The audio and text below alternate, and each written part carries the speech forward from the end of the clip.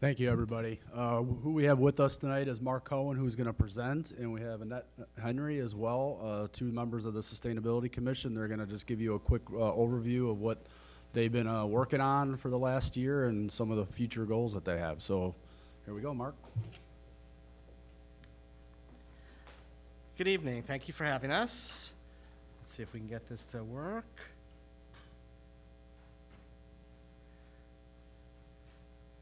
All right, so we already have a bit of an introduction, but our agenda tonight is an intro. We'll talk about some of what we call our cornerstone events, some of the community outreach and education that we do, and then our future initiatives. So by way of introduction, as you guys know, we are the Sustainability Commission. We meet once a month with Rick and the rest of the commissioners, and we come up with our plans for the year, and we continue to run all of these events that we're going to tell you about. I think that we haven't done this for the past few years, so this is a little more than an annual report. We added some data from really the last couple of years so that you can really get a sense for the work that we do, and it's going to sound a heck of a lot more impressive because it's not just 1 year of data, so we'll take it. So for Cornerstone events, one of the events that I think we're really super proud of is our Native Garden Tour. We do this in conjunction with Go Green LaGrange. This is the 6th year that we've done it. We've partnered with Go Green LaGrange for the past 3 years, and dozens of houses participate across LaGrange Park and LaGrange. I'll tell you that probably 2/3 of the homes are in LaGrange. So if you guys know anybody who has native gardens here in LaGrange Park, please send them our way. We know there are more people. It's just a matter of getting out there and meeting them. And we've really had hundreds of people from all around Cook County come over these past 6 years. We usually average about, we really average about 100 to 120 people who attend this, and they come, like I said, they come from all over Cook County. We've even had some people come from outside of Cook County. And the reason we know this is that many of the homes actually will capture name and address or email information in case people want to keep in touch with the native gardeners. So it's pretty impressive that not only are people learning about sustainability from our homeowners and our residents, but we're bringing all of those people to LaGrange Park, which is kind of cool. Another one of our cornerstone events is the school supply exchange. A couple of years ago, a woman reached out to one of our commissioners and told her that she had been doing the school supply exchange and she couldn't do it anymore. And it was working pretty well, but she also needed some new energy. So the commissioner came to us, to the rest of the commission, and asked if this was something we wanted to take up. So we voted yes, and it's just been a phenomenal success. It's our 3rd year now. This past year, we had 12 schools and 19 organizations participate. The first year we did it, we had, my gosh, maybe like 2 schools and 3 organizations. So every year this has gotten bigger and bigger and bigger. And Rick will tell you that his garage gets full of school supplies, and it's just so cool. And then we get dozens of volunteers from the community who come and they sort everything, and then they give everything out. And all it costs the village is like a couple of pizzas. So that's kind of cool. Couple of other cornerstone events. One is our pumpkin smash. I'm sure everybody knows about this one. This one is super fun. I've participated in this couple of years. This is our 7th year. Last year, we pulled in 3.7 tons of pumpkins. And I don't know if you know that we do this in conjunction with an organization called Scarce. So Scarce actually, they partner with us and with other communities around Illinois. They go out, they collect the pumpkins and they compost them, and then they share the compost. So 3.7 tons is a hell of a lot of pumpkins, pardon my French. But I'll tell you what, last year we didn't do as much as we did the year before, so tell your friends and family, save those pumpkins and bring them to us instead of throwing them away or letting the squirrels at them. And once again, we've had hundreds and hundreds of participants. Coming up this year, we've got our Christmas light recycling, and this is our 4th year. We set up bins at locations like Ace Hardware and signs, and people take their, Christmas lights, and instead of throwing away old ones or, getting rid of or replacing bulbs, a lot people will just take their lights and give them to us so that we can recycle them. Some of the other things that we do, in the upper right-hand corner there is a picture from a recent electronics reclamation event. So these have been fantastic. We've done 6 so far. One is coming up when we do our pumpkin smash this year. When is the smash again? November 8th. I should know because I'm going to be there. So November 8th, we'll be doing our pumpkin smash, and we'll be doing another electronics reclamation event. We're going to actually do it at the same time. So if you guys want to see some fancy, what's the word? Yes, thank you. Fancy traffic work.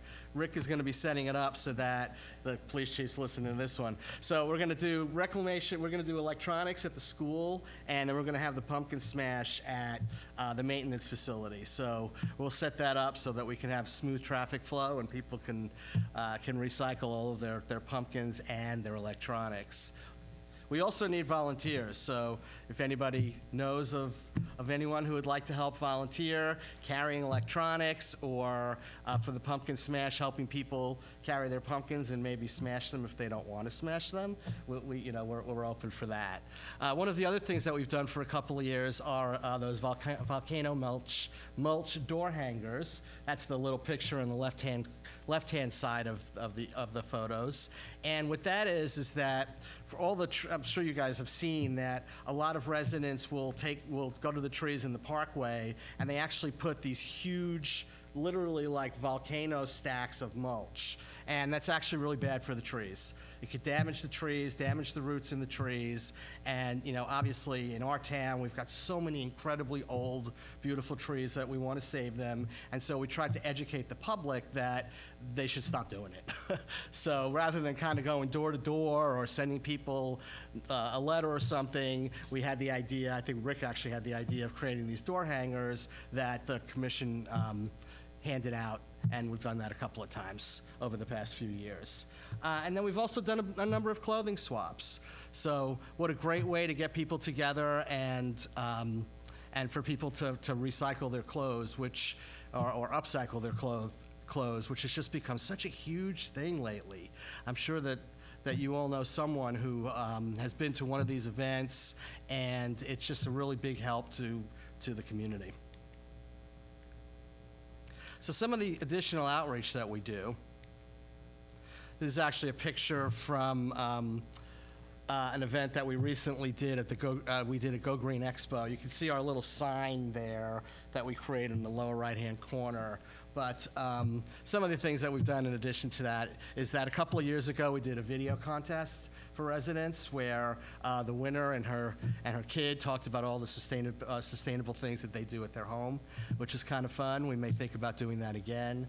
We have participated in the Go Green Expo for the last 2 years, and then we helped to bring in some solar presentations. There were presentations by an organization called Cub. We did it at our library, and then I think they actually came here and they did a presentation to you guys that unfortunately I missed. So we're always out there trying to promote solar to the community. And last but certainly not least is our education efforts. That is our Facebook page. Hopefully everyone here follows us on Facebook. Our address is on the last slide. And so what do? What we do is that we write articles and we share them with the community on the village website. We also make recommendations on things like composting and Let me get some water. It's very dry.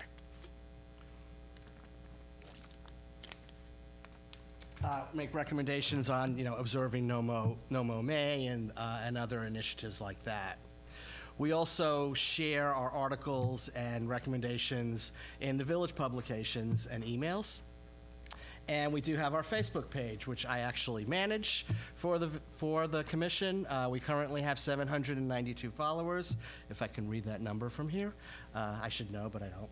And we do update the Facebook page weekly. I've been trying to do it every Thursday evening. For some reason, 7 p.m. on Thursdays is our sweet spot. That's when the most people go out to Facebook and look at our page.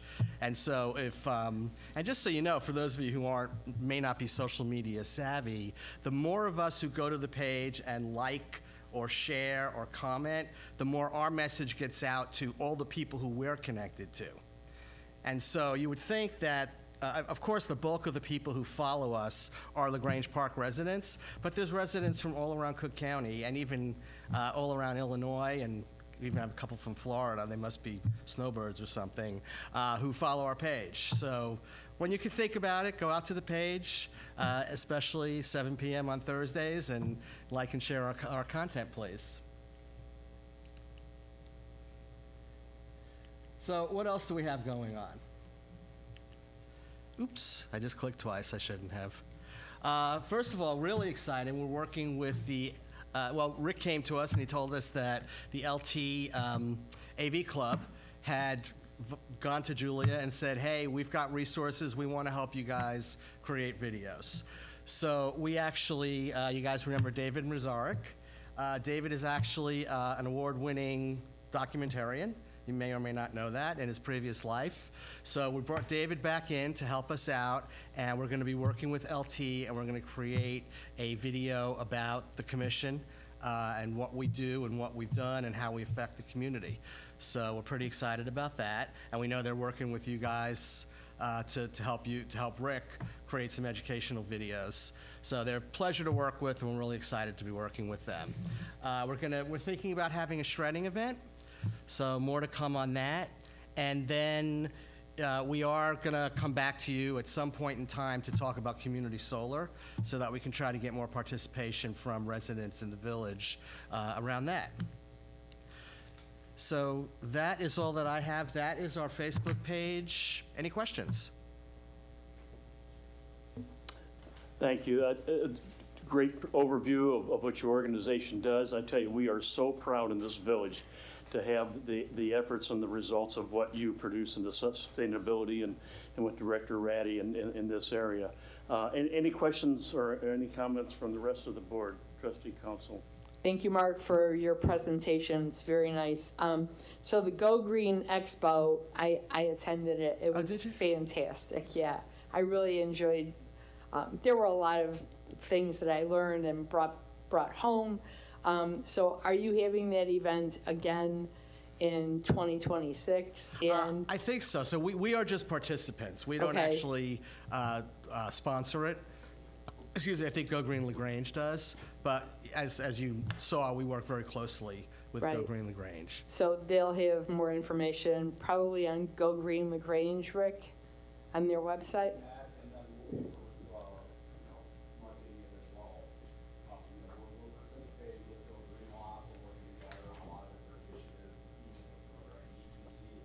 Mm-hmm.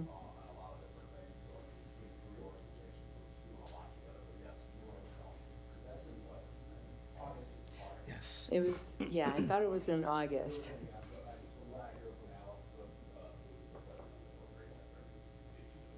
Okay, great. And I have one other question for you about the shredding event. Mm-hmm. I noticed in one of the communications that we get that you're trying to postpone it to winter or something. I don't know who can speak to that, but I think that that's a great initiative that you're undertaking. I know it's very time consuming, but it's very helpful to a lot of residents, myself included. So we looked into it for a little bit, for about 2 or 3 months. The issue that we were having is that when we first got brought up, it was going to be about a 3 or 4 month wait so we can get an organization to come to do it. And I had reached out to like 4 or 5 different vendors, and they were all said, because you got to book these early. So that's what we'd postponed it at the commission until January just to start that discussion back over again. So hopefully by March or April, we'll have something in stone on a date for this upcoming year, and then we'll, then broadcast that out when that happens. But yes, we are still looking at doing it. Okay, great. Thank you guys for all that you do. Trustee Zorro? Thank you, and thank you both for coming tonight. I really appreciate it. I think all of us do. I was on the commission a long time ago when it was in its early phase, so I'm really happy that they keep getting new volunteers and that it's still really active, so thank you for that. And I also try to attend a lot of your events, and I always get the honey at that Plymouth Place event too, so thank you very much and keep up your good work. You're welcome, and really, and thank you guys for all of your support. We really appreciate it, especially Rick. He keeps us on track. Any other questions from the board?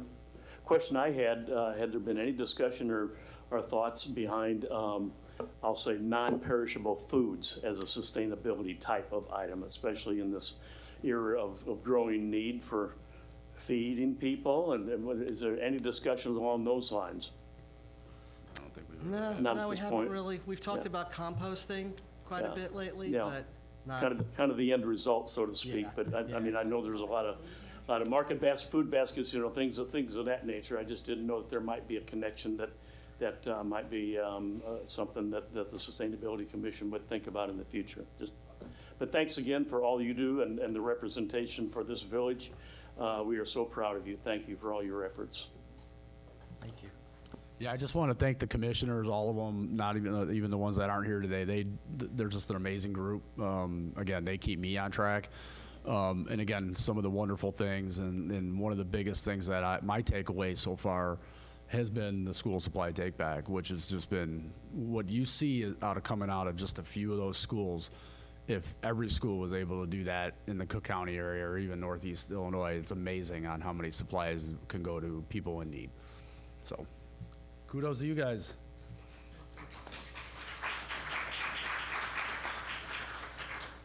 Okay, moving on. Next item on the agenda is public participation on agenda-related items. Anyone in the audience like to address the board? Seeing none, then we'll move into the consent agenda. Megan, you'll go through the consent agenda and roll call vote for us. Thank you, President Pro Tem Lautner. The items on this evening's consent agenda are as follows. A, approval of minutes. 1, Village Board meeting, September 23rd, 2025. 2, Village Board work session, October 14th, 2025. B, action.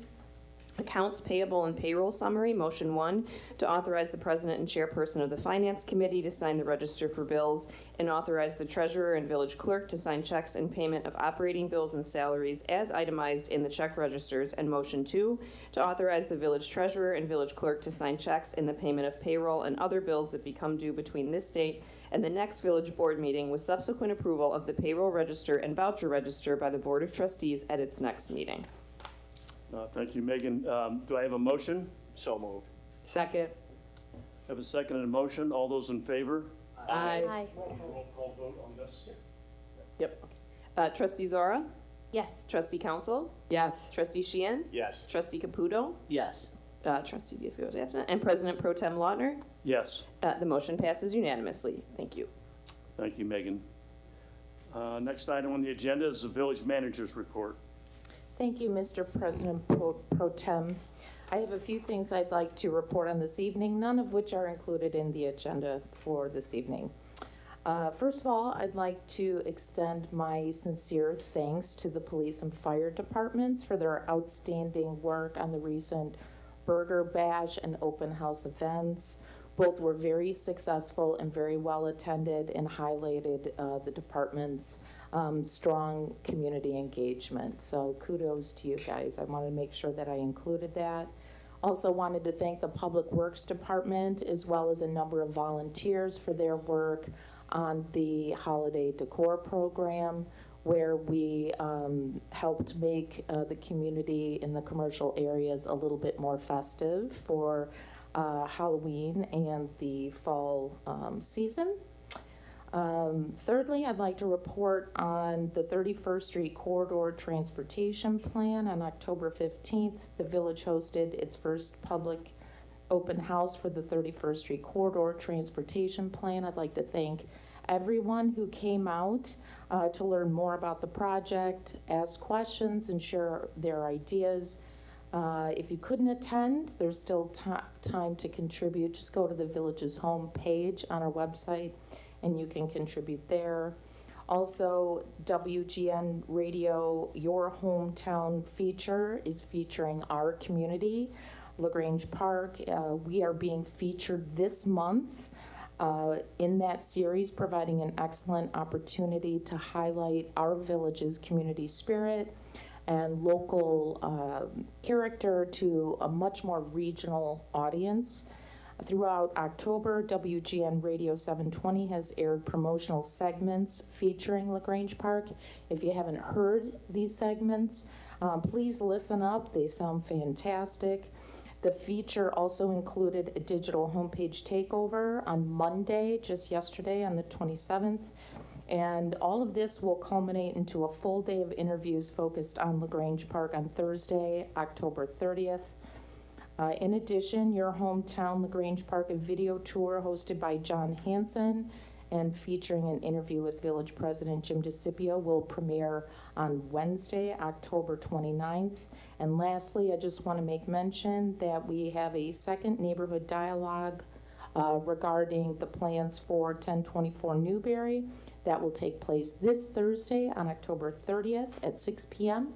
at Fire Station 2. And with that, that concludes my report. Thank you. Thank you, Julia. Next item on the agenda is the Administration Committee Trustee Council. Thank you, President Pro Tem Lautner. My report is as follows. 2026 Road Bond Referendum, Investing in LaGrange Park's Future.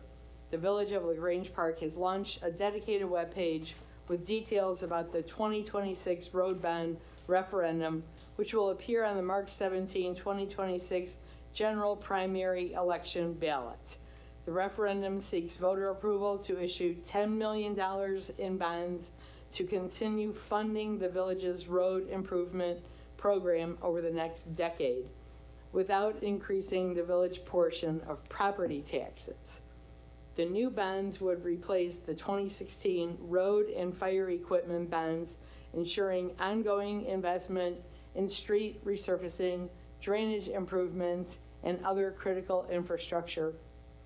Visit the village's website to learn more about the referendum at lagrangepark.org. The next item is the ADA transition plan. There is still public input that is welcomed. Oates Associates presented a draft Americans with Disabilities Act, better known as ADA Transition Plan, at the Village Board work session on October 14.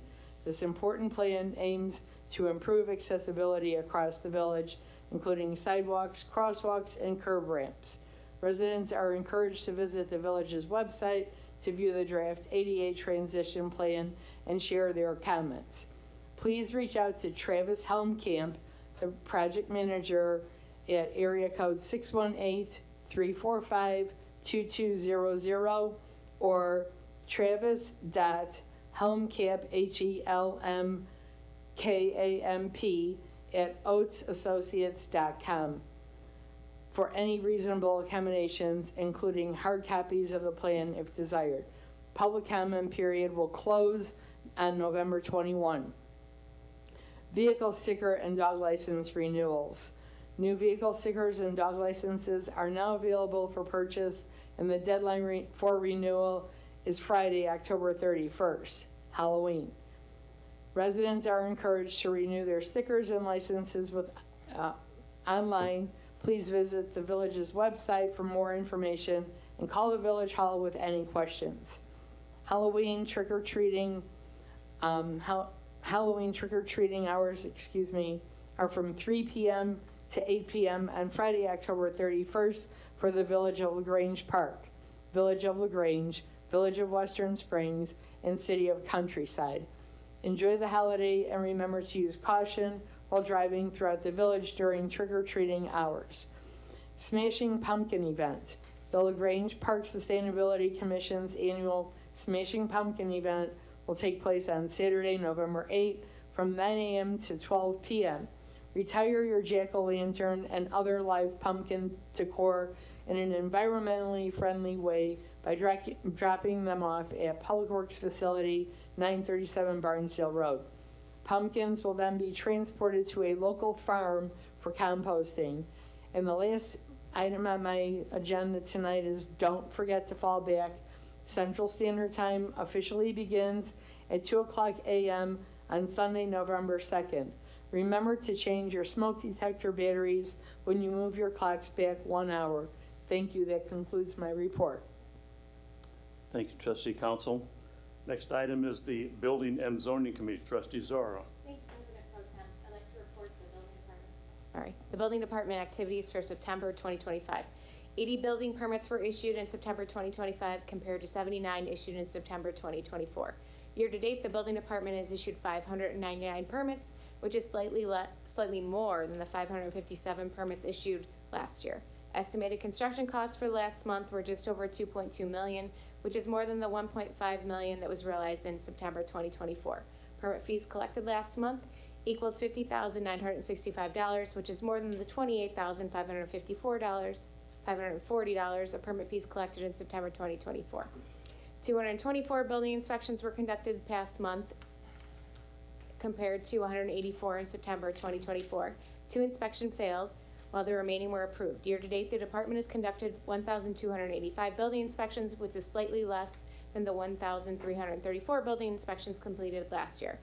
8 new code enforcement cases were recorded last month. 3 of those cases were closed out. The remaining 5 cases require further code enforcement action. And then I have one item that is for discussion and action.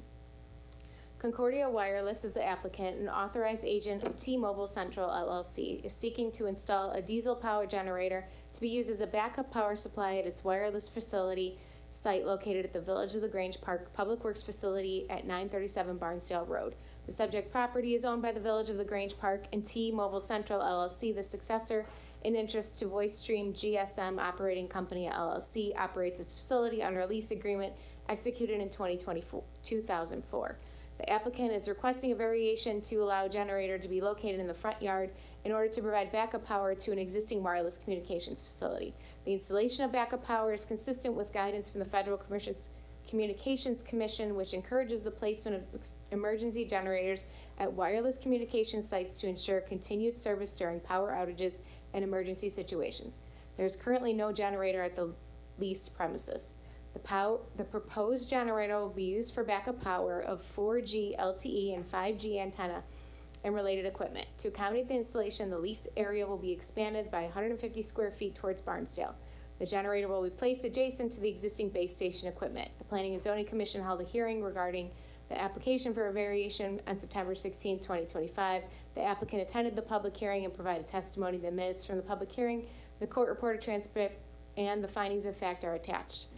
Upon conclusion of the public hearing, the Planning and Zoning Commission recommended approval by a variation of vote of 6-1. Staff concurs with the recommendation of Planning and Zoning Commission, while the Commission recommended approval of the variation request with one condition related to traffic and pedestrian safety.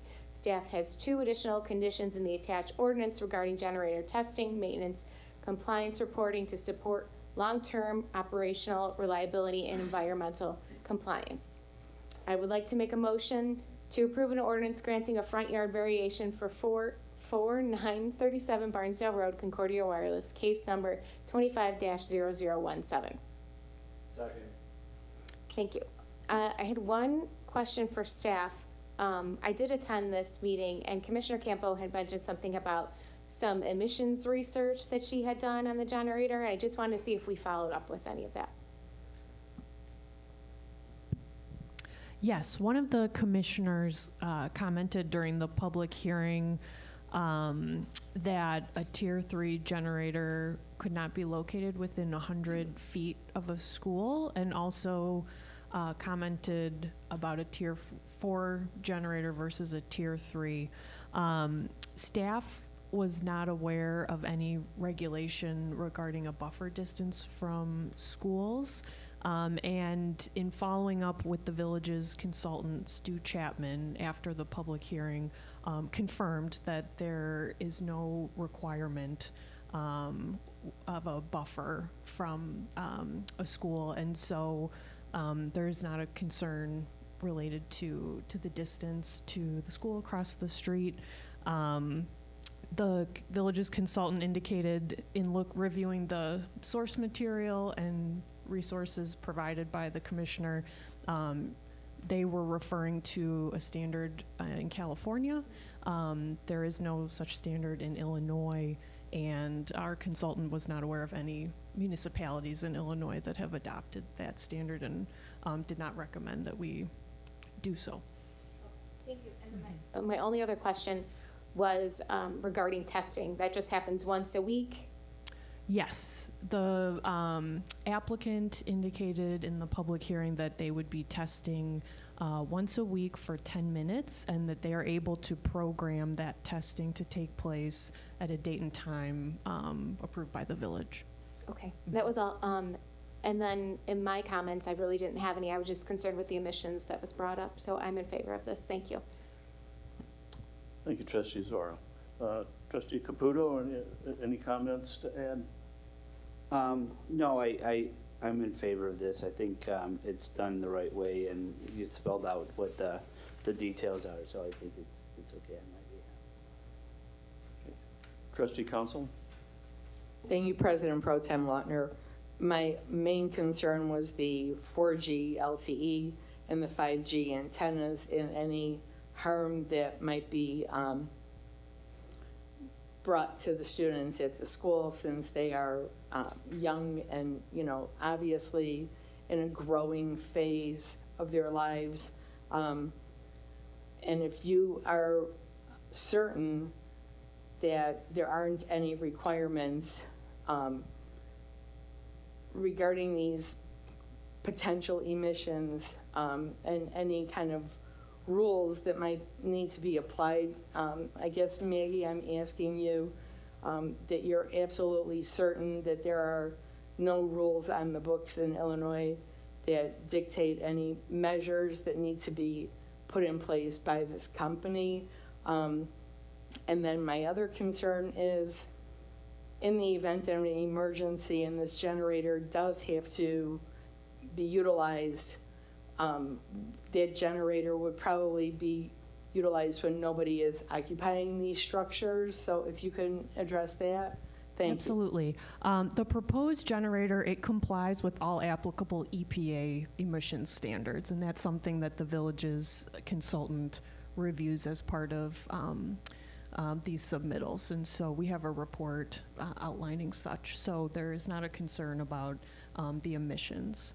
In terms of the use of this is an emergency backup generator. And so it's not likely that school would be set in session if it does need to be used, but it would be used in cases of an extreme weather or an outage. But it's not meant for continuous use. It's an emergency backup generator. Trustee Sheehan? No comment, President Pro Tem. Okay. And I have no comment to add, hearing the clarification on the distance, potential distance restriction, so comfortable with that. So Megan, call the roll. Trustee Zora? Yes. Trustee Council? Yes. Trustee Sheehan? Yes. Trustee Caputo? Yes. President Pro Tem Lautner? Yes. The motion passes unanimously. Okay. Moving on to the next item, Engineering and Capital Projects Committee. Trustee Sheehan. Thank you, Mr. President Pro Tem. The 2025 Water Main Improvement Project, Girardi Sewer and Water began work on its contract with the village for the 25 Water Main Improvement Project, which includes water main and water service replacement on Kings Court and Castle Circle.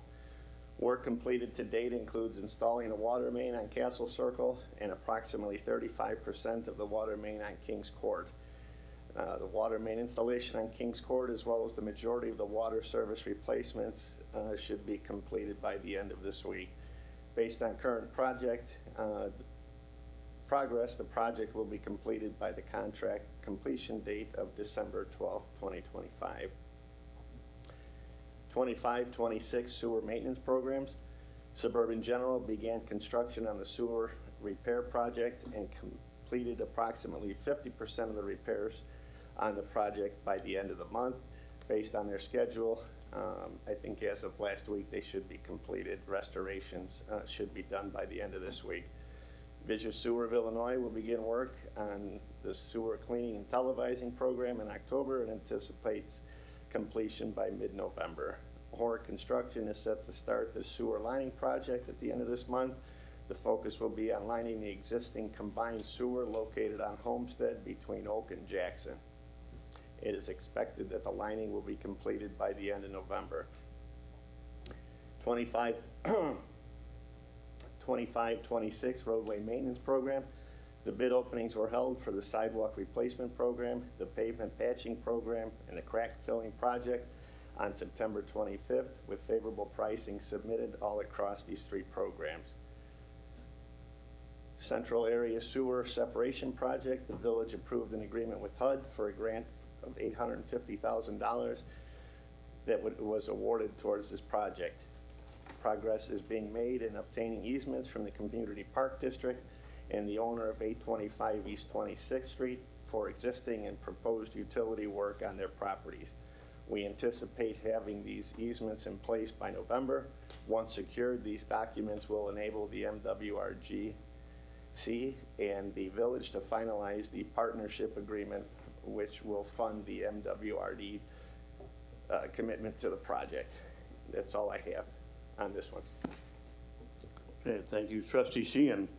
Next item is Public Safety Committee, Trustee Caputo. Yes, thank you, President Pro Tem Lautner. I have a couple items of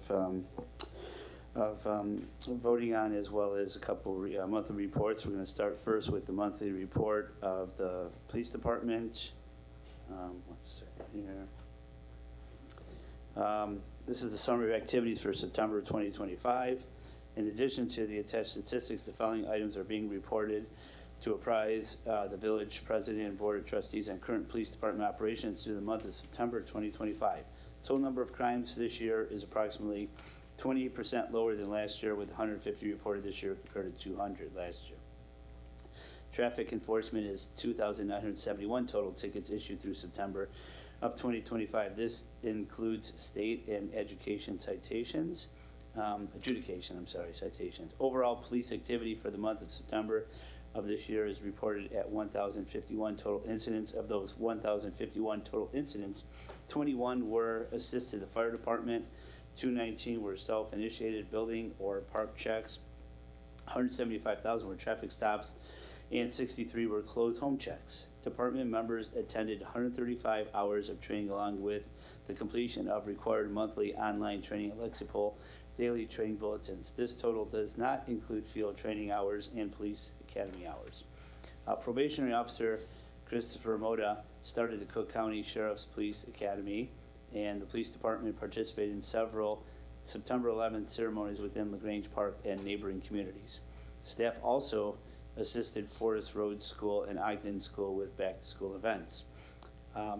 Chief Contois attended a BOPC meeting where approval was given to promote Officer Jennifer Wilk to the promotion of Sergeant of the Police Department. The police department staff assisted with several Friday night Nazareth football games. The police department staff held its first custard with a cop event at Andy's Custard, and the police department welcomed Russ Zofeld as a new part-time officer. As always, a friendly reminder about securing one's personal property at all times. Please lock your vehicles and residence, especially during the overnight hours. And if you're going on vacation, please utilize the new online vacation watch portal, frontlinepps.com/LaGrange Park, or log onto the village website and access the portal under the police department page. If you do not have internet access, feel free to fill out a vacation watch card at the police department between the hours of 9 a.m. and 4:30 p.m. That concludes the police department report. I'm going to the fire department report for the month of September 2025. As requested, this is a brief summary of the fire department activities highlighted for the month of September. As usual, a more comprehensive monthly report is kept within that department for your review. EMS incidents this month equaled 159. There have been 1,599 year-to-date compared to 1,414 year-to-date 2024. The fire rescue incidents this month equaled 72. There's been 598 year-to-date compared to 496 year-to-date in 2024. 4 of our candidates have been enrolled and began attending EMT -B program at Loyola Hospital. Personnel provided EMS coverage for the Sound of Summer concert at Memorial Park. They have also again been providing coverage for Nazareth varsity football games. Key administrative staff have been involved in weekly training for our new fire reporting software, which needs to be implemented by January 1st, 2026. Several personnel attended a day of live fire training sponsored by MABUS Division 10 at the University of Illinois Fire Service Institute in Champaign. Personnel has been training on SCBA's search and rescue at the home of 1024 Newberry, and personnel assisted with Patriots Day 911 9/11 ceremony at Memorial Park. Staff has been conducting meetings and training to address a high number of minor vehicle crashes involving fire department vehicles. Personnel attended the Park District Touch a Truck event. Fire Department 125th anniversary gathering took place at the Hop District. The staff put in a great amount of time preparing for our ISO PPC survey that took place October 1st, and a family type of breakfast gathering took place for Jim Ficadell, who resigned after 15 years. He has taken high-level job in his full-time career, which requires him to move to Wisconsin. I have a couple incidents to report. On Wednesday, September 3rd, we responded to pillars for an activated fire alarm. Upon arrival and investigation, we discovered smoke in an unoccupied utility room and found a melted extension cord. Personnel disconnected power and removed the hazard. And also on September 9th at 8:05 a.m. we responded with an engine in chief to a multi-tenant residential fire in the 900 block of 6th Avenue in LaGrange with a report of people trapped. Upon arrival, heavy fire was showing from the front door of the building. Initial arriving firefighters aggressively attacked the fire and rescued an elderly male from an upstairs bedroom, unfortunately in full cardiac arrest. Chief 1201 was assigned the operations chief, coordinating fire attack and search, and engine 1211 crew assisted with search and then roof ventilation. That concludes those 2 reports. I have 2 items on my agenda still for discussion and action. First item is the grant award with IDOT. Purpose is to seek the board's approval for acceptance of full reimbursement for the grant through the Illinois Department of Transportation, also known as IDOT. General background: the Village of LaGrange Park was awarded a Sustained Traffic Enforcement Program grant, HS 26-0187, through the Illinois Department of Transportation for the fiscal year 2026 in the amount of $88,350.25. This grant is a full reimbursement grant and is very similar to the grant we received in fiscal year 24 and 25. Based on the awarded amount, acceptance of this grant requires the village board approval. Staff recommends approval of the agreement between the State of Illinois, Illinois Department of Transportation, and the Village of LaGrange Park in the amount of $88,350.25. This item is for discussion and action, and I'm looking for a motion to approve a resolution authorizing and approving the execution of a grant agreement between the Village of LaGrange Park, Cook County, Illinois, and the State of Illinois Department of Transportation under the Sustained Traffic Enforcement Program grant agreement number HS-26-0187. Second. I have a motion and second. Trustee Caputo? Yes, thank you, President Pro Tem Lautner. I'm in agreement with this. Anytime we could get grants, we could get money that could help us out for any of our causes, whether they're for one of our departments or for the sake of the village, I'm definitely in favor of. So I'm hoping everyone else is in favor and we could use these funds for some great things for our town. Other than that, Any other members of the board? The only thing I'd like to add is it's always great to have grant money coming into the village, no question. But a reminder that there's always efforts behind that from staff to make this happen. It just doesn't automatically flow in. So thanks for all the efforts and continuing to apply for and then ultimately, as we see, receive grant monies. So it's very much appreciated, all the effort it takes to get that. So Megan, call the roll. Trustee Zora? Yes. Trustee Council? Yes. Trustee Sheehan? Yes. Trustee Caputo? Yes. President Pro Tem Lautner? Yes. The motion passes unanimously. Thank you. I have one more item on my list. It's for regarding the fire station number 2 roof replacement.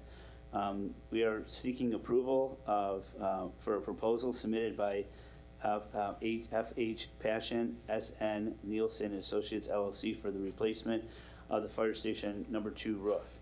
The replacement of the fire station number 2 roof has been a capital need for some time. Minor repairs have had to be made nearly every year to stop water damage from occurring.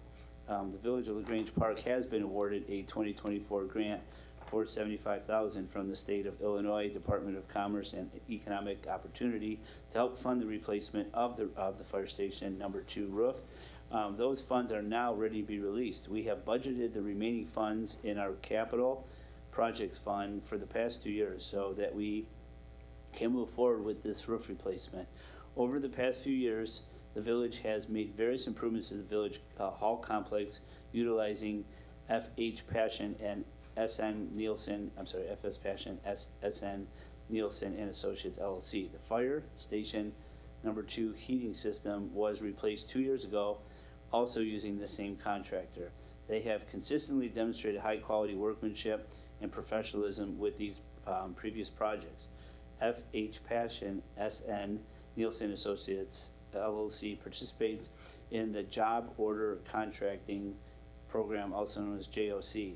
JOC is a fast-track delivery method that enables the clients, including school districts and municipalities, to complete a wide variety of projects quickly and cost-effectively through a single multi-year competitive bid contract. JOC procurement is authorized by Illinois law. The Illinois Procurement Code 30 ILCS 500/ governs the procurement of goods, services, and construction for state agencies. It allows for JOC and the Government Joint Purchasing Act 30 ILCS 525/ allows Illinois governmental units to make joint purchases through cooperative procurement programs, which can include JOC.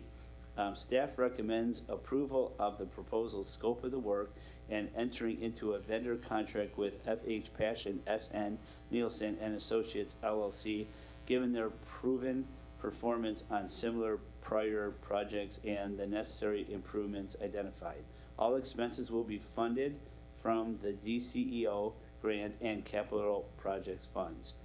This item is up for discussion and action, and the motion is to approve a resolution waiving the competitive bid process and authorizing the approval and execution of vendor contract with FH Passion SN Nielsen Associates LLC, Chicago, Illinois, for the replacement of fire station number 2 roof, and authorizing the expenditure of DCEO grant funds and village funds in the amount of $127,350 to pay for the work. Second. Have a motion and second. Trustee Caputo? Yes, thank you, President Pro Tem Lautner.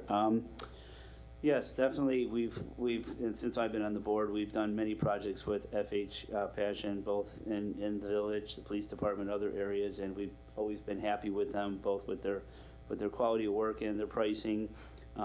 Definitely, it sounds like we've been trying to put,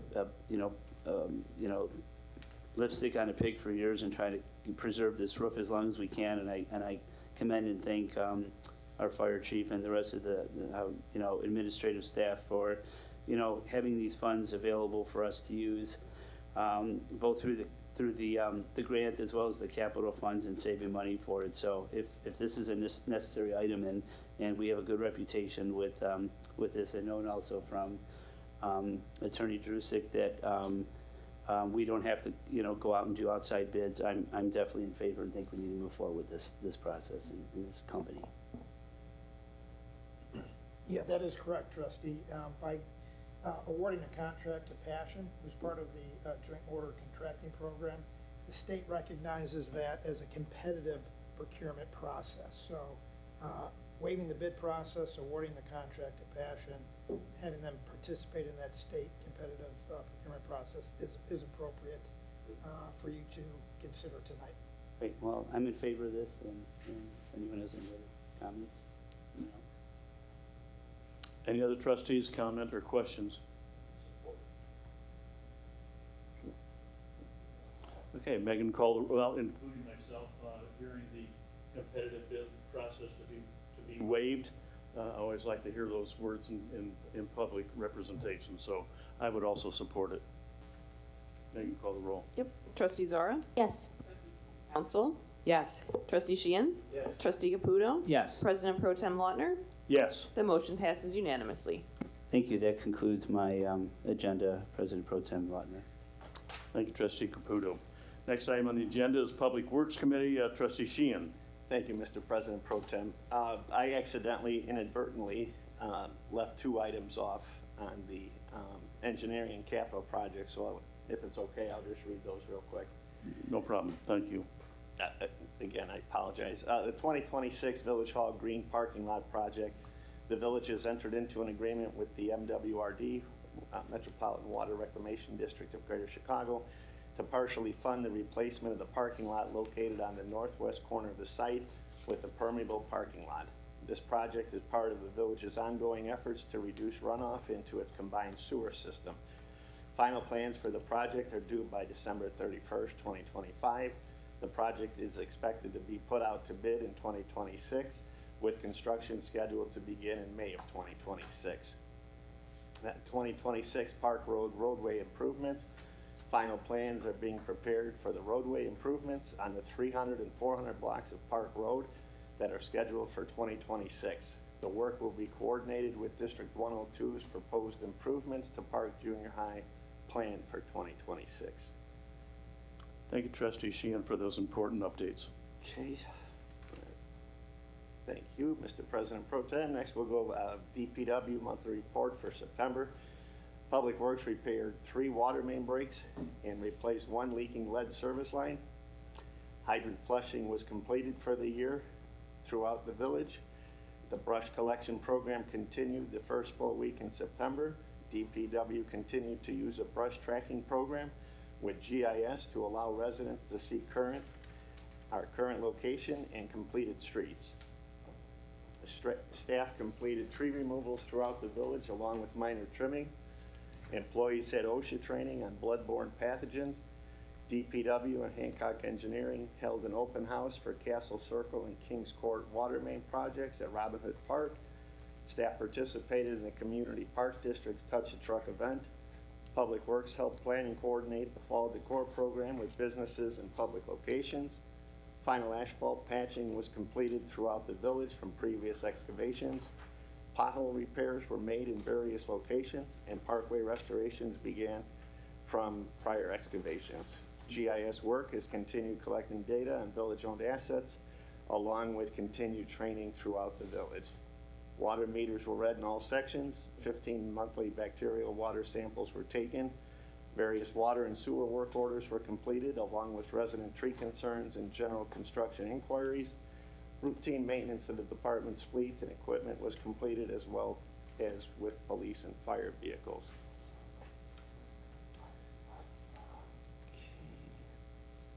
Next, we have demolition, 1024 Newberry Avenue.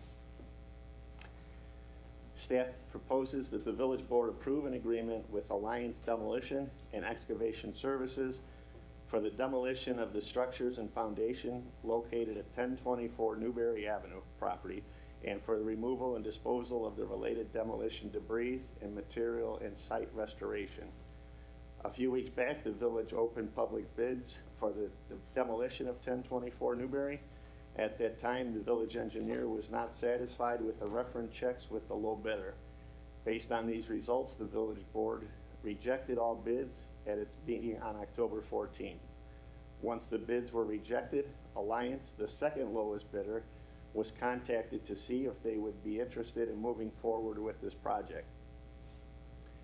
Alliance met with the village staff and the village engineer for a formal walkthrough of the home and site so they could get a better take on the project and how sensitive the neighborhood is and to address the safety and other concerns given that the demolition project is within a residential area adjacent to a commercial corridor, work hours, dust mitigation, impacts to the local street access, traffic flows, etc.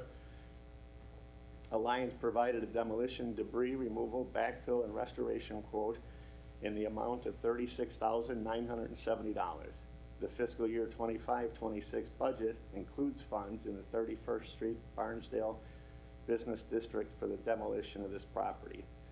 Staff recommends that the village board waive the competitive bid process and award a contract with Alliance Demolition for the demolition and restoration work at the 1024 Newberry Avenue property.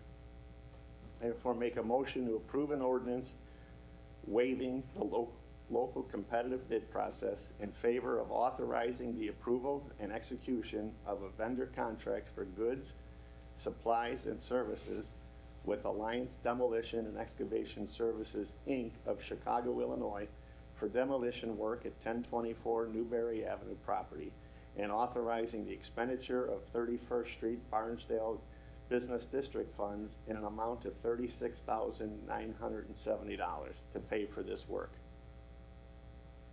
Second. I have a motion and second. Trustee Sheehan? Thank you, Mr. President Pro Tem. I talked with Director Ratty earlier this evening. I saw a resident on the street, and they wanted to know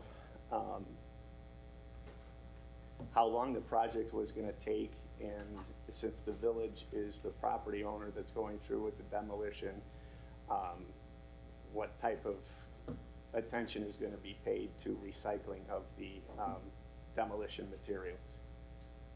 So if, Mark, if you could answer that briefly, I would appreciate that. Yes, so the actual, Check your microphone, is it on? yes, so the actual demolition is to take 3 days. One is knocking down the building, then sorting the materials, then taking them off site. They will be staging the equipment in the, on the site, but loading into the alley so that they're not on Newberry or kind of on the roadway. The second question was? Recycling.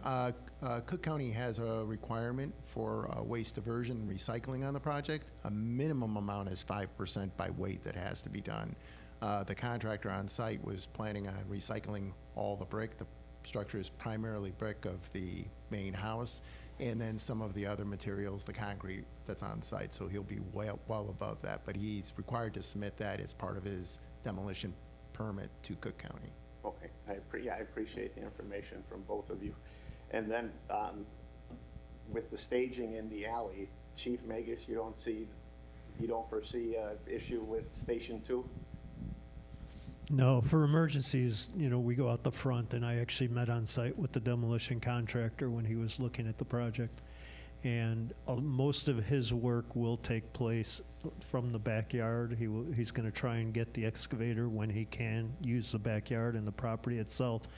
Obviously, he won't be able to do all of it from there, but he thinks the majority of it he can do there. So it'll just be once he gets his vehicles offloaded and into the yard, there will be occasional blocking the alley for the trucks to load, but we can work around that. Okay, yeah, as long as I don't see any safety issue on that, then we're good. Yeah, I support this. Trustee Zora? I just had a couple questions, and it might be more for the village attorney. So the board has the right to accept the lowest qualified bidder, even if it's not the lowest bidder, correct? And Alliance was technically the second bidder, and the first was not qualified? That is correct. The first was found not to be qualified, but based on the village engineer's recommendation, it was deemed to be better just to reject all bids, and that's what we did at the last meeting.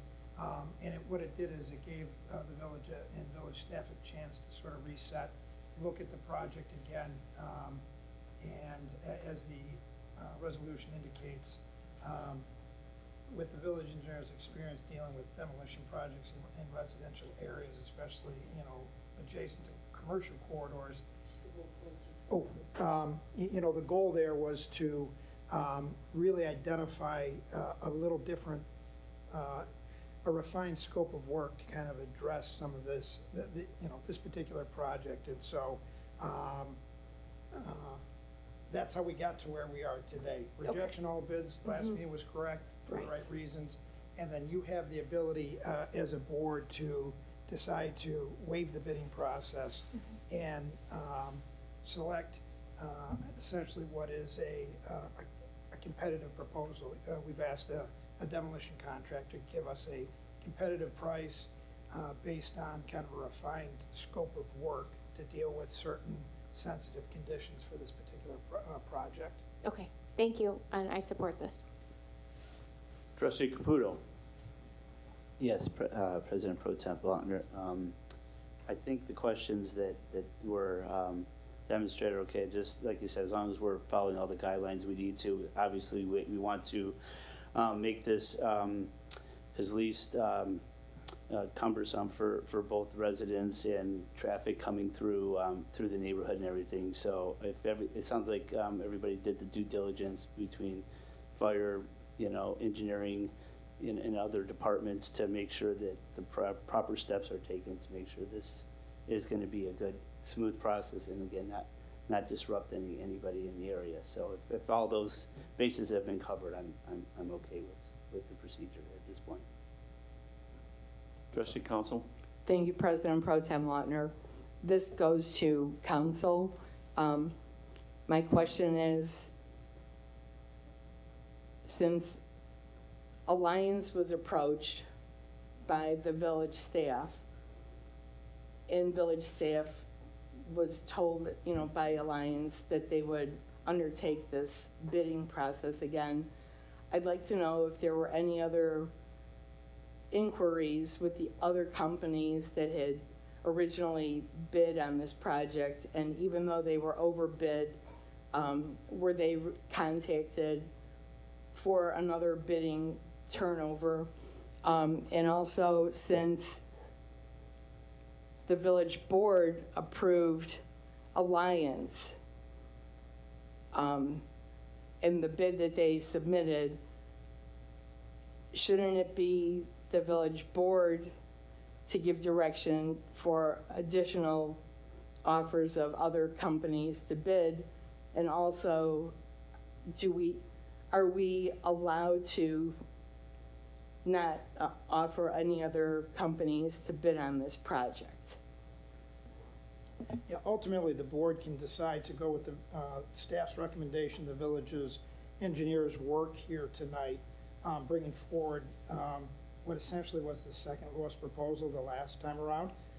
That's your decision. If the board wants to choose not to go with this proposal, you could have the project rebid in a formal rebidding process. You could have the project not have a formal bidding process, but have what's called a bid waiver in lieu of solicitation of competitive proposals. We know who, the engineers worked with probably 5 different, contractors. He could go out and get competitive proposals from them, bring them back. Again, the view was given the timing of this project and given the engineer's experience working with a number of demolition contractors, in particular Alliance, and the fact that they were the second lowest bidder, but their bid still was high, I believe, based on your budget and your village engineer's estimate. The thought was reject all bids to remove the one non-qualified bidder, take a look at the second bidder a little closer, and evaluate whether they could sharpen their pencil, provide a more competitive priced bid to avoid, again, the cost and the time of doing a formal bid process. And also, when you solicit competitive proposals, right, that's the alternative under your procurement policy to competitive bidding. That requires a bid opening, that requires a bid tabulation, it requires, sending out, essentially another scope of work. The goal here was to focus in on what is a known, qualified, responsive bidder, see if they could address pricing, see if they could address some of the sensitive concerns for the neighborhood, and bring back, essentially a competitive proposal for the board to consider. And if you find that to be the case, you can move forward with this. If you want us to reset and go a different direction, again, it is totally the board's, determination, discretion to decide that. Well, considering that my fellow trustees are inclined to offer this process to Alliance, I strongly doubt that they would want to go back out for a complete rebid, considering the time factor that's involved and the staffing that's involved in the rebid process. So, thank you. Thank you, Trustee Council. After thinking about this, and I know that I had asked at the last meeting, as I always like to do, is just assurance of how the competitive bid process should move forward, and we're on solid ground. As I think about that and the additional comments of my co-trustees this evening, I think I'm comfortable moving forward.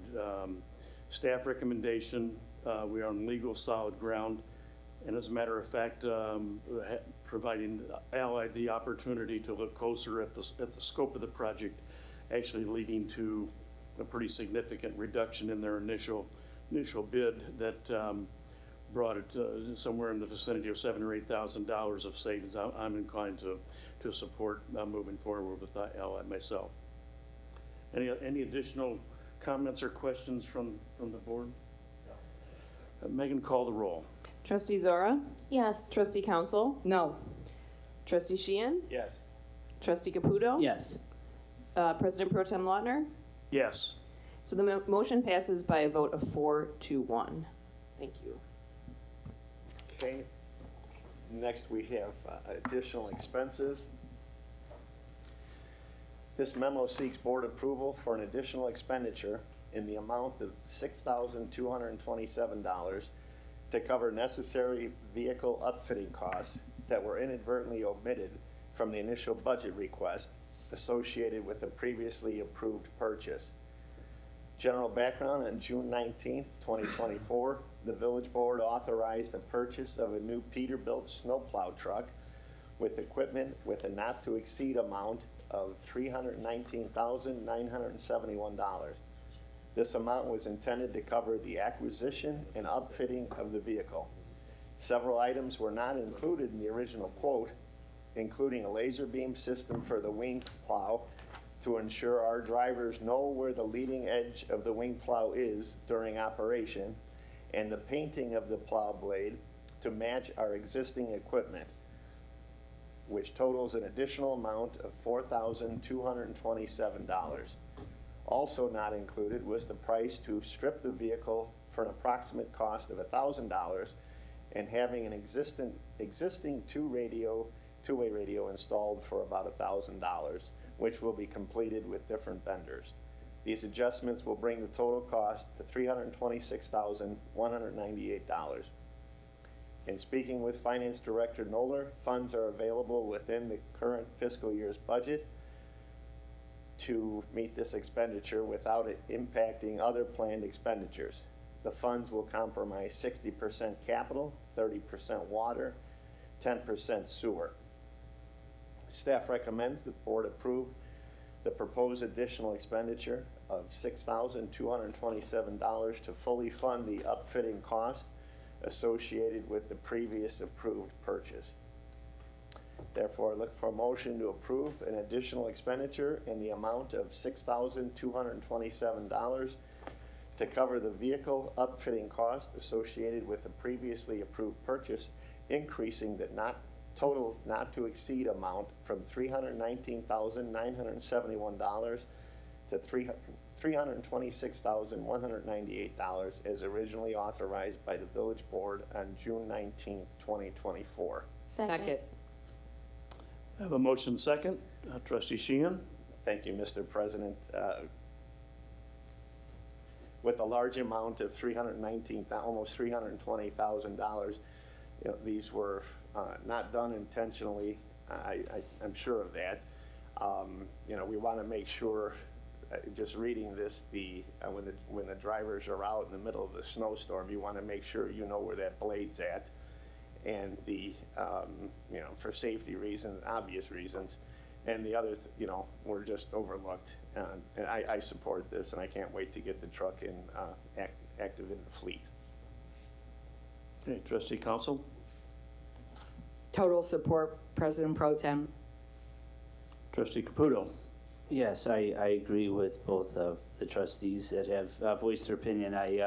I feel like we need this. It could be more costly to have this laser beam system not operating right or ruining, curbs, people's lawns, et cetera. So we definitely want our drivers out being as safe as they can with the right equipment, and I'm in favor of this. Trustee Sorrow? I support this. Thank you.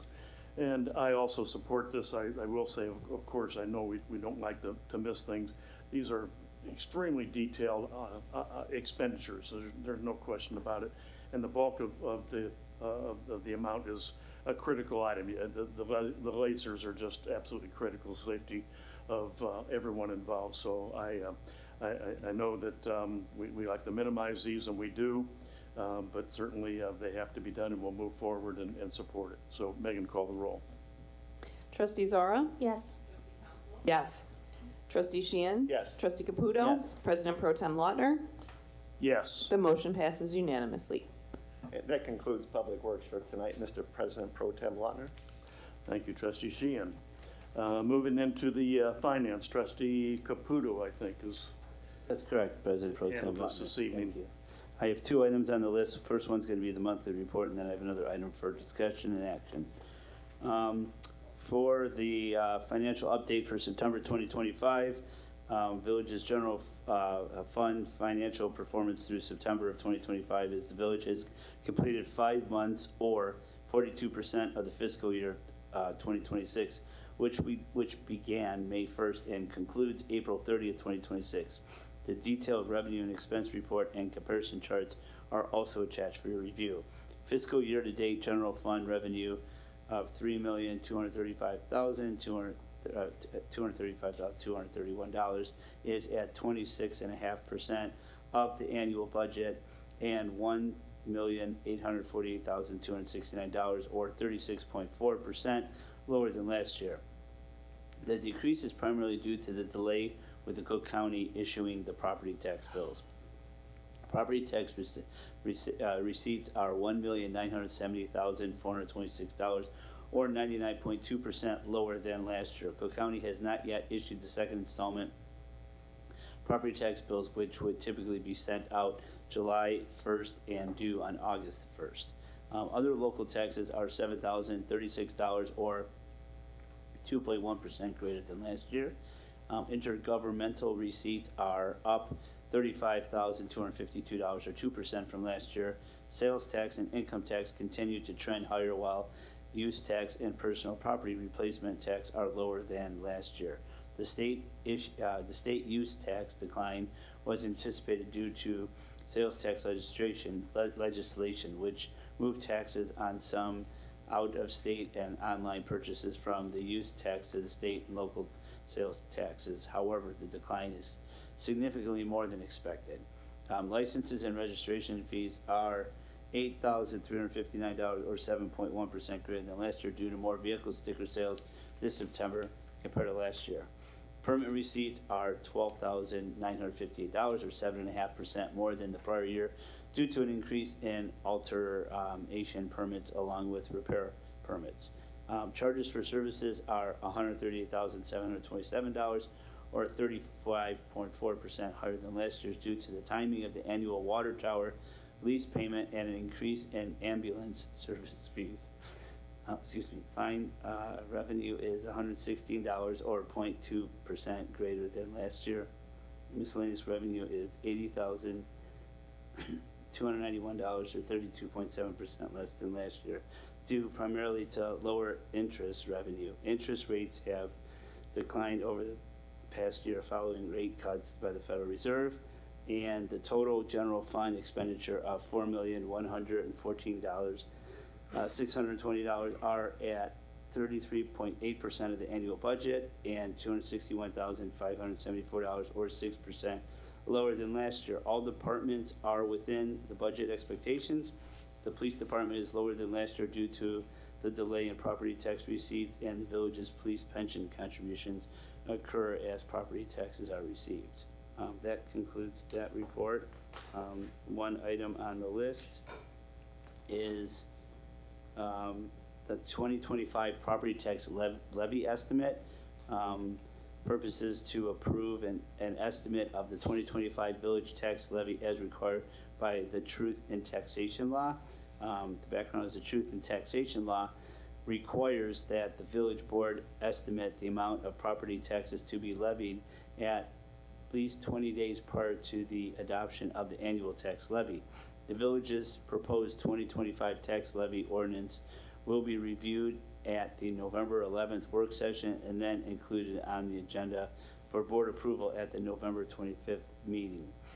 The State of Illinois Property Tax Extension Limitation Law, also known as PTEL, limits the amount the village may increase the aggregate levy each year to the lesser of 5% or the change in the consumer price index, also known as CPI. The term aggregate levy is specifically defined by the Truth in Taxation Law to include the corporate and special purpose levies and excludes levies for debt service.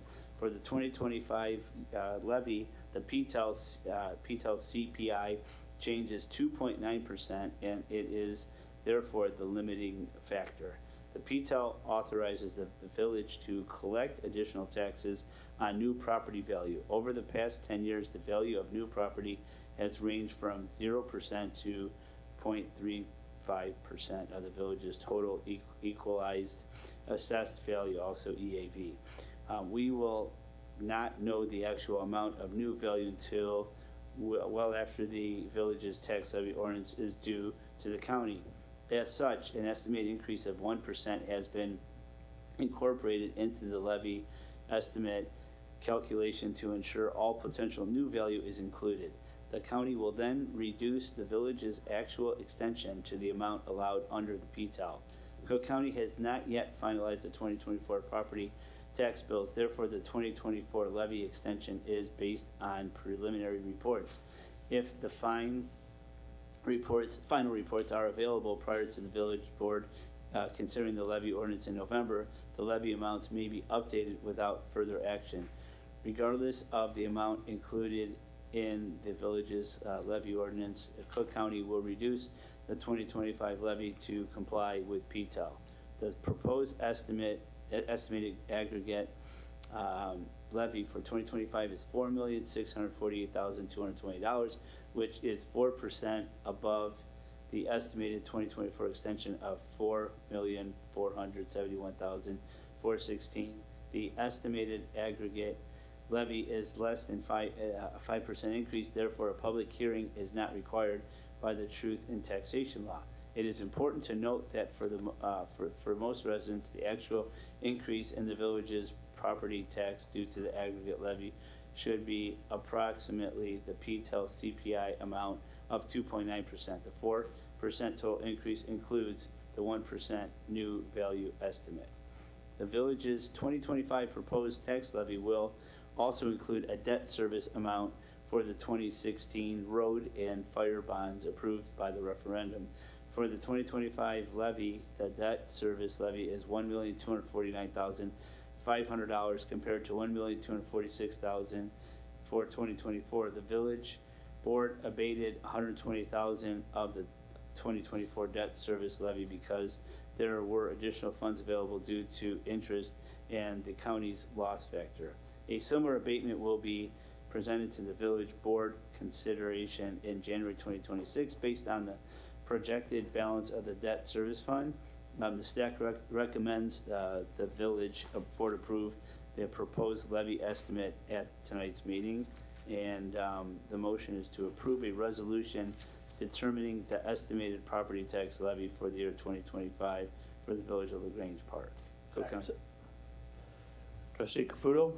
Yes, well, we've been talking about this for a long time. Unfortunately, we don't have the true tax numbers of what we're going to get for the second installment of 2024, but it sounds like we've incorporated additional money to try to cover these expenses and budget it accordingly. So I'm in favor of this. I don't know if you're at mercy to be able to discuss this topic, because I know it falls in your realm, President Pro Tem, or not, but I'm in favor of this, and I think this is something we need to go through it. Trustee Zorro.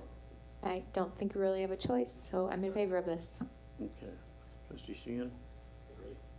And Trustee Council. Thank you, President Pro Tem. In light of the fact that we haven't received these tax bills yet for the second installment, will this percentage affect,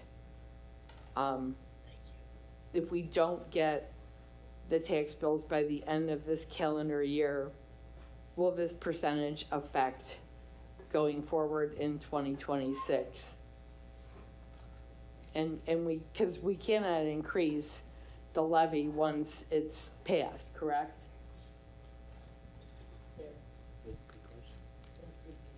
So tonight is still the estimate. We won't be considering the ordinance for actually passing the property tax levy until next month. We may still not have the final bill data at that time either, but we have preliminary reports, which I don't expect to change too much, but if they did, and we were to over levy, when they calculate the bills next year, they will still bring the levy down to the PTEL amount. Those bills won't be calculated until almost a year from now, so at that point, they'll have all the data from this year. Thank you, Larry. And from what I understand, we still don't have any insider information regarding what the projected time for the tax bills to be released. I have not seen any, no. Nothing. So, main point is this is an estimate still at this point. The estimate for this year is, yes, but Yes. we factored in our new property values that are generally overestimated too. So we have a bit of a cushion in there to go above the amount that would be allowed under PTEL. Okay. So I don't think we would be in danger of under-levying under the PTEL. Very good. Okay, Megan, call the roll. Trustee Zora? Yes. Trustee Council? Yes. Trustee Sheehan? Yes. Trustee Caputo? Yes, President Pro Tem Lautner? Yes. The motion passes unanimously. that concludes my agenda, President. Thank you. Thank you. Trustee Caputo. Moving on, village engineer this evening. Okay, village attorney. No report, sir. Committee and collector's report, need to have a motion to approve committee and collector's report as presented. So moved. All those in favor say aye. Aye. Okay. Village Pro Tem President, myself, surprisingly, I do have something to say.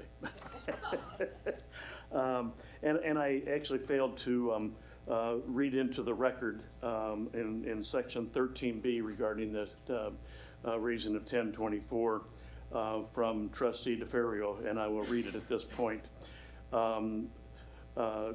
Ms. Sodillo, I will be unable to attend the board meeting this evening, but please include my statement below for the record on the topic of demolition 1024 Newberry Avenue. I support the demolition of 1024 Newberry Avenue as it directly supports the community's expressed need for additional parking and improved traffic flow, both of which are essential to the success and sustainability of our local businesses. This initiative will help alleviate ongoing parking challenges in front of homes and along nearby residential streets, improving overall accessibility and safety for residents. By creating additional parking capacity and enhancing traffic control, the project not only addresses resident concerns, but also strengthens the infrastructure needed to support existing and future businesses. Ultimately, this effort represents an important step toward improving quality of life for residents, while fostering continued economic growth and vitality within our community. Best, Trustee Nick DeFerrio. Okay, moving, that's all I had to offer. Next item is public participation for non-agenda related items only.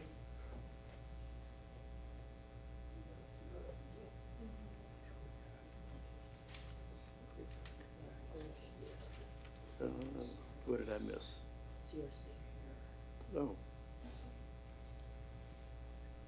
My apologies. From the CRC committee. Yes. My apologies, no, Trustee Zora. No problem. I have one item to report, and then, or several items to report, and then one item for discussion and action. The village's Phase 1 preliminary engineering study for traffic safety improvements along Grange Road, led by consultant Kimley Horn, is underway. The effort stems from community feedback during the Village Market Streetscape Improvement Plan, where residents expressed strong interest in enhancing pedestrian safety with an additional pedestrian crossing or signalized crossing. Earlier this month, Kimley Horn provided technical information to IDOT reflecting community feedback and incorporating the latest crash data. While the village is not considering specific plans at this time, the consultant included a traffic signal warrant analysis and a pedestrian signal warrant analysis for the intersection of Woodlawn. This technical information is intended to solicit feedback from IDOT on potential technical concepts before any options are further developed and brought back to the community for input. Although the intersection does not currently meet warrants for a traffic signal, the village is requesting IDOT's consideration of a signal to provide a more controlled environment for pedestrians and, importantly, to support safer and faster emergency vehicle response times from police, fire, and ambulances. An alternative to signalization could include installation of pedestrian beacons to enhance pedestrian safety. The village's consultant remains in the information gathering phase of the study. Engaging with IDOT early allows the village to understand what concept IDOT may support, helping guide the development of feasible options. The public will have another opportunity to provide input before the Phase 1 study is complete. Onto the 31st Street Corridor Transportation Plan. On October 15th, the village hosted its first public open house for the 31st Street Corridor Transportation Plan, a major initiative aimed at improving safety and accessibility and enhancing the visual appeal and vibrancy of 31st Street and Barnsdale. Thank you to everyone who stopped by to learn about this project, ask questions, share ideas. If you couldn't attend, there's still time to contribute. Visit the interactive project map on the village's website to provide your input. Your feedback will shape the future of the 31st Street Corridor. The Chamber of Commerce has an update. At this year's annual awards dinner on October 9th, the Grange Park Chamber of Commerce recognized Phillips Flowers and Gifts as Business of the Year for their long-standing service and presence in the community. The Chamber also honored outgoing President Sherry Sauer for her years of leadership and support of local businesses. Additionally, the Chamber hosted its annual Honda Trolley event on October 24th along 31st Street. The family-friendly event featured festive decorations, costumes, treats, drawing strong participation from local businesses and community members. Thank you to the Chamber and all the businesses that contributed to making the evening a fun and safe experience for families. Facade and Property Revitalization Program. The village is accepting applications for the Facade and Property Revitalization Program, which assists property and business owners who aim to enhance the external appearance of their properties. In order to be eligible, a building must be used for commercial purposes and must be located within one of the village's TIF or business districts. Visit the village's website for more information. The next commercial revitalization committee meeting will take place on Tuesday, November 11th at 6:30 p.m. at Village Hall. Businesses and members of the public are invited to attend and provide input on how the village can best support new and existing businesses and enhance the commercial areas in the Grange Park. And then my item, it's up for discussion and action.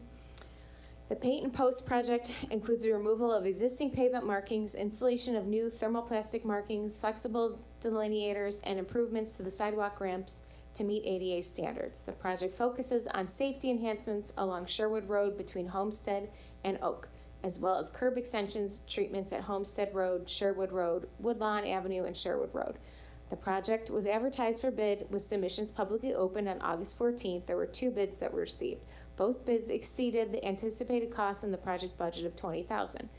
Accordingly, Hancock Engineering has recommended the village reject the bids that were received on August 14th, 2025. It is not in the best interest of the village to accept them, and staff concurs with the recommendation.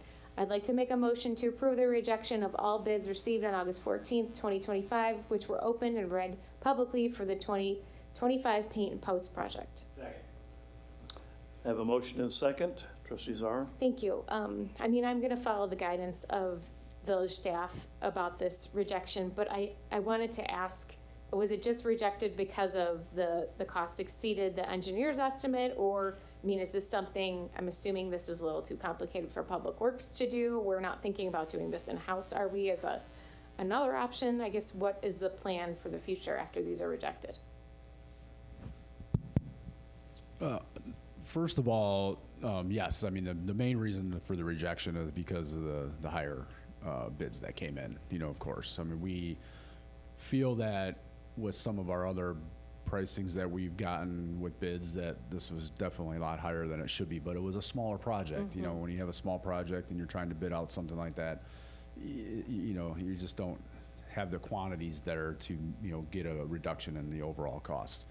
We're still looking into potential options with our current concrete project, with our sidewalks and stuff, if we can make that work. It may be a little bit of a struggle because we can only do a change order up to 50% of the contract, and that may not cover it. So we're still in this little bit of a limbo area, but we're still doing some research to figure out what might be the best way to move forward with it still this year. And there's no option for Public Works to do this? No, we Okay, don't, we don't I just have wanted to any. verify. It Okay. might not look pretty. We could do it. Okay, you I guys can all support come out. this. That was all I had. Thank you. Any other comments from the rest of the board? Okay, Megan, call the roll. Trustee Zora? Yes. Trustee Council? Yes. Trustee Sheehan? Yes. Trustee Caputo? Yes. President Pro Tem Lautner? Yes. The motion passes unanimously. Okay, and looping back, I did skip the opportunity for our village clerk to have any report this evening. Village treasurer. Okay, and picking up where I had left off, after the public participation opportunity, I assume there's still no non-agenda related items from the audience. Okay, new business. Then I will entertain a motion to adjourn. So moved. Second. Aye. All those in favor? Aye. Okay, meeting's adjourned. Thank you, everyone. Nice job. Only one snafu. Hey guys, so looking at these signatures. Everything is taken for,